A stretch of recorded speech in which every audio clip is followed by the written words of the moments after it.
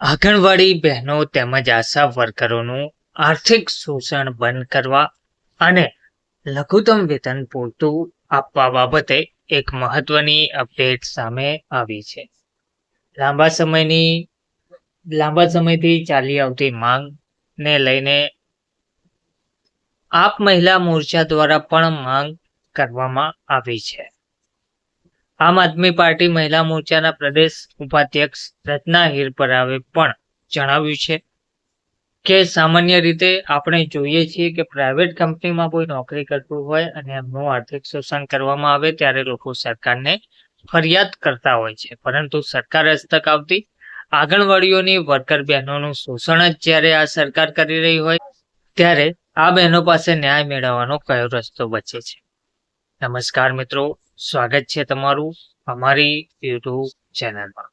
મિત્રો, 15મી ઓગસ્ટની સૌ મિત્રોને શુભકામનાઓ. મિત્રો, આંગણવાડી બહેનો ઘણા લાંબા સમયથી પગાર વધારાને લઈને અને અન્ય કેટલીય પડતર માંગણીઓને લઈને માંગ કરી રહ્યા છે. દેશ તો આઝાદ થઈને ઘણા વર્ષો થઈ ગયા, પરંતુ હજુ સુધી આંગણવાડી બહેનોનું શોષણ બંધ થતું નથી. એક બાજુ દેશનું ભવિષ્ય એટલે કે નાના બાળકોના જીવન અને તેમની જીવનશૈલીનું ઘડતર આ બહેનો કરતી હોય છે, ત્યારે બીજી બાજુ આ જ બહેનોનું આર્થિક શોષણ કરવામાં આવી રહ્યું છે. અન્ય કોઈ રાજ્યમાં ચૂંટણીઓ હોય ત્યારે આ ભાજપ સરકાર જે છેલ્લા 30 વર્ષથી ગુજરાતમાં શાસન કરે છે તે મહિલા સન્માનની વાતો કરતા આવ્યા છે અને કરે છે, અને મહિલાઓને સન્માન રાશિ આપવાની વાતો કરીને આપે પણ છે. તો ગુજરાત તો સમુદ્ર રાજ્ય કહેવાય છે, તેમ છતાં ગુજરાતમાં આવી આંગણવાડી મહિલા કર્મચારીઓનું આર્થિક શોષણ થાય તો આ મહિલાઓ કોની પાસે ન્યાય માંગવા છે?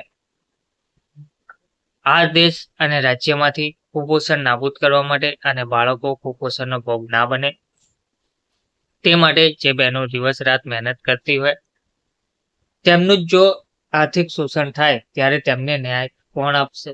30 વર્ષથી ગુજરાતમાં ભારતીય જનતા પાર્ટીની સરકાર છે અને તેઓ મહિલાઓને સશક્ત તથા સત્તાવાન બનાવવાની વાતો કરે છે, પરંતુ જ્યારે સરકાર પોતે જ આંગણવાડી અને આશા વર્કર બહેનોનું શોષણ કરતી હોય ત્યારે તેમના મોઢે સશક્તિકરણની વાતો સોંપતી નથી. તેથી આપ સરકાર દ્વારા સરકારને કહેવા માંગીએ છીએ કે આશા વર્કર બહેનોનું અને આંગણવાડી બહેનોનું શોષણ કરવાનું બંધ કરો અને તેમને પૂરતું વેતન આપવાનું આયોજન હાથ ધરો. એ જ આપ સરકારની માંગ છે અને સરકાર વહેલામાં વહેલી તકે આશા વર્કરો આંગણવાડી બહેનોના માનદ વેતનમાં વધારો કરે અને તેમનું શોષણ બંધ કરે તેવી સરકાર પાસે વિનંતી છે. ધન્યવાદ.